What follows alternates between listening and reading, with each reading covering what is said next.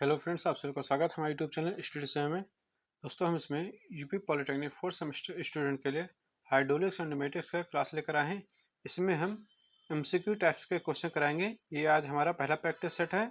अगर आप हमारे यूट्यूब चैनल पर पहली बार आए, चैनल को सब्सक्राइब कर लीजिए। अगर वीडियो अच्छा लगे तो वीडियो को लाइक जरूर कीजिएगा।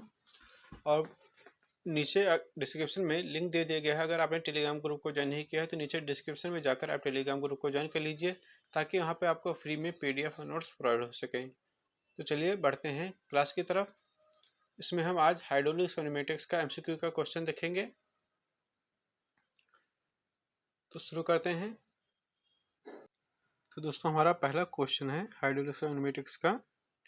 निम्नलिखित में से कौन पानी के 25 मीटर हेड के दाब के बराबर होता है? जहां पर जी का मान दिया गया है हमारा 9.8 मीटर पर सेकंड स्क्वायर।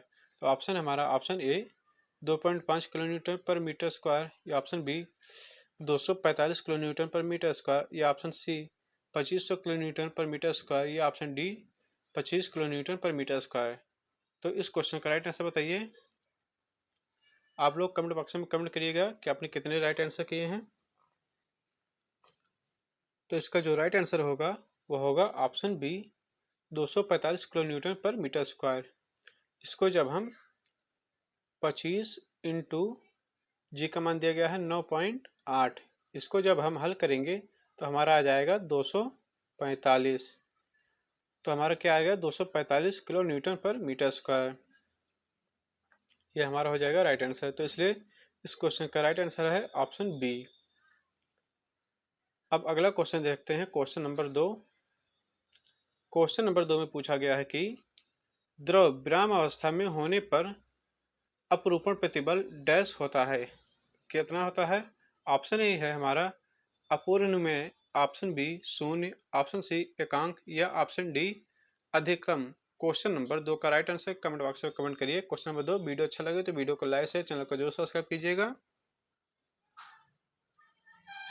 ध्रुव विराम अवस्था में है यानी कि रेस्ट में है, उस पर अपरूपण प्रतिबल जो होगा वह क्या होगा? तो क्वेश्चन नंबर 2 का राइट आंसर है 0। तो इस पर जो अपरूपण प्रतिबल होगा वह 0 होगा। अब बढ़ते हैं अगले क्वेश्चन की तरफ। अगला क्वेश्चन है क्वेश्चन नंबर 3। क्वेश्चन नंबर 3 पूछा गया है कि किस नियम में कहा गया है कि किसी स्थिर द्रव में किसी बिंदु पर दाब की तीव्रता, यानी कि कोई स्थिर द्रव है, उस स्थिर द्रव में किसी बिंदु पर जो दाब की तीव्रता है वह सभी दिशाओं में, किसी बिंदु पर दाब की तीव्रता सभी दिशाओं में समान होगी। यहाँ पर 2 चक्कर लिख चुका है, इसलिए कोई मिस्टेक ना हो। ये यानी कि जो द्रव पर किसी बिंदु की जो दाब तीव्रता है वह सभी दिशाओं में समान होती है, यह किसके नियम पर बताया गया है? तो इस क्वेश्चन का राइट आंसर बताइए। ऑप्शन है हमारा ऑप्शन ए पास्कल का नियम, ऑप्शन बी न्यूटन का नियम, ऑप्शन सी बर्नौली का नियम, या ऑप्शन डी डार्सी का नियम। Question number 3। तो क्वेश्चन नंबर 3 का राइट आंसर होगा दोस्तों हमारा पास्कल का नियम। यह नियम जो है वह पास्कल का नियम है, यानी कि जो सभी दिशाओं में जो दाब तीव्रता होती है वह पास्कल के नियम पर आधारित है। अब बढ़ते हैं अगले क्वेश्चन की तरफ। अगला क्वेश्चन है क्वेश्चन नंबर 4। क्वेश्चन नंबर 4 में पूछा गया है कि ये ट्यूब मैनोमीटर जो होता है उसका उपयोग करके जल प्रवाह नली की पाइपलाइन के साथ ही दो बिंदुओं के बीच एक निम्न दाबांतर को मापा जाना है, और वह प्रयुक्त मैनोमीटर द्रव क्या है? तो आपको बताना है कि वह जो प्रयुक्त मैनोमीटर जो द्रव होता है वह क्या होता है। ऑप्शन है हमारा option A mercury, option B जल, ऑप्शन सी कैरोसिन, या option D carbon tetrachloride. Question number 4 का राइट आंसर बताइए कि जो यूट्यूब मैनोमीटर में जो द्रव प्रयुक्त किया जाता है, यानी कि जो द्रव उपयोग किया जाता है वह कौन सा द्रव होता है?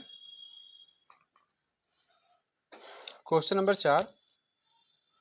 दोस्तों, क्वेश्चन नंबर 4 का जो राइट आंसर है वह है हमारा option D carbon tetra chloride.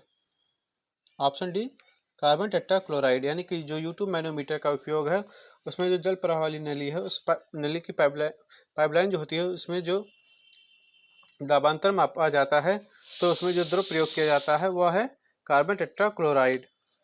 अब बढ़ते हैं अगले क्वेश्चन की तरफ। अगला क्वेश्चन है हमारा क्वेश्चन नंबर 5। क्वेश्चन नंबर 5 पूछा गया है इकाई की एमकेएस प्रणाली में श्यानता की इकाई होती है। यानी कि बताइए कि जो इकाइयों में एमकेएस प्रणाली है उस एमकेएस प्रणाली में श्यानता की इकाई क्या होगी। ऑप्शन है हमारा ऑप्शन ए मीटर स्क्वायर पर सेकंड, ऑप्शन बी किलोग्राम बल सेकंड पर metre square, option C dyne पर सेकंड मीटर डाइन सेकंड पर सेमी स्क्वायर, या ऑप्शन डी न्यूटन सेकंड पर metre square. Question number 5, question number 5 का राइट आंसर बताइए।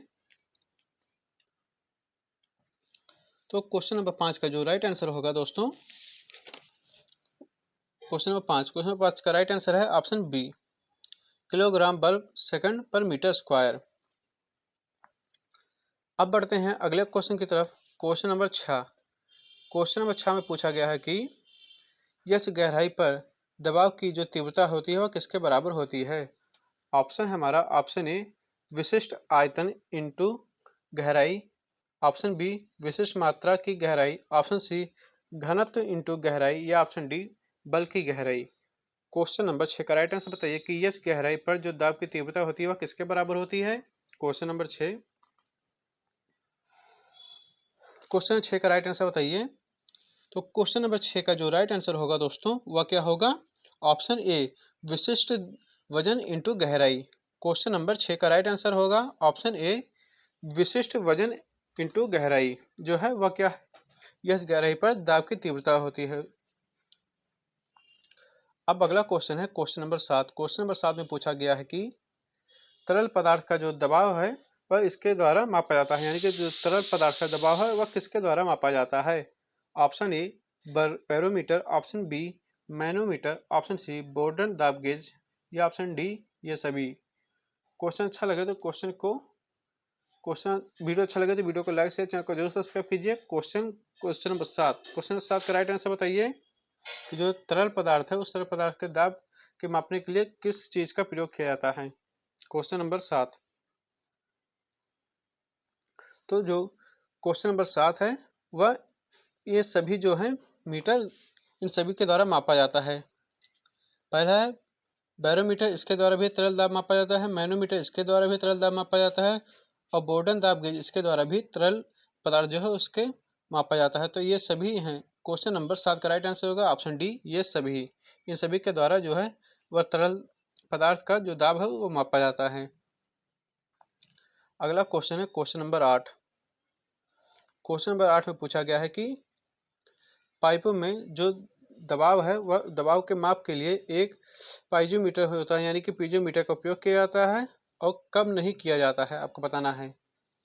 ऑप्शन है हमारा ऑप्शन ए दबाव अंतर कम है, ऑप्शन बी वेग उच्च है, ऑप्शन सी पाइप में जो द्रव है वह एक गैस है, या ऑप्शन डी पाइप में जो द्रव है वे बहुत श्यान है। क्वेश्चन नंबर 8, पाइपों के दबाव माप के लिए एक पाइजोमीटर का उपयोग कब नहीं किया जाता है। क्वेश्चन नंबर 8 का राइट आंसर बताइए। क्वेश्चन नंबर 8, तो क्वेश्चन नंबर 8 का जो राइट आंसर होगा वह होगा ऑप्शन सी पाइप में जो द्रव भरा है वह अगर जो गैस है तो उसमें हम पाइजोमीटर का उपयोग नहीं करते हैं। अगला क्वेश्चन है क्वेश्चन नंबर 9। क्वेश्चन नंबर 9 पूछा गया है कि पानी का 25 मीटर की ऊंचाई पर दाब जो है वह निम्न में से किसके बराबर होगा। क्वेश्चन नंबर 9, क्वेश्चन नंबर 9 का राइट आंसर बताइए। क्वेश्चन नंबर 9, तो क्वेश्चन नंबर 9 का जो राइट आंसर होगा वो होगा ऑप्शन बी 245 किलो न्यूटन पर मीटर स्क्वायर।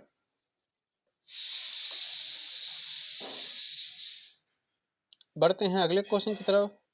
अगला क्वेश्चन है दोस्तों, और इस वीडियो का लास्ट क्वेश्चन है। अगले क्वेश्चन में पूछा गया है कि एक डूबी हुई सतह है पर द्रव का परिणाम स्वरूप दबाव P जो है वह इस प्रकार कार्य करेगा। यानी कि जो डूबी हुई सतह है उस डूबी हुई सतह पर द्रव का परिणाम स्वरूप जो दबाव होगा वह किस पर कार्य करेगा। ऑप्शन ए गुरुत्वाकर्षण के केंद्र का एक बिंदु, ऑप्शन बी सतह के निचले किनारे पर, ऑप्शन सी सतह के ऊपरी किनारे पर, या ऑप्शन डी उपरोक्त में से कोई नहीं। क्वेश्चन नंबर 10 का राइट आंसर बताइए, और इस क्लास का लास्ट क्वेश्चन है। क्वेश्चन नंबर 10, क्वेश्चन 10 का राइट आंसर बताइए। क्वेश्चन नंबर 10 का जो राइट आंसर होगा वो होगा ऑप्शन डी उपरोक्त सभी में। जो एक डूबी हुई सतह होती है उस डूबी हुई सतह पर जो परिणामी दबाव होता है वह इन सभी पर लगता है, गुरुत्वाकर्षण के केंद्र के बिंदु पर, और उसके बाद फिर जो सतह के किनारे, सतह के जो निचला किनारा होता है या ऊपरी किनारा होता है उस पर भी लगता है दबाव। तो इस क्वेश्चन का राइट आंसर हो जाएगा ऑप्शन डी।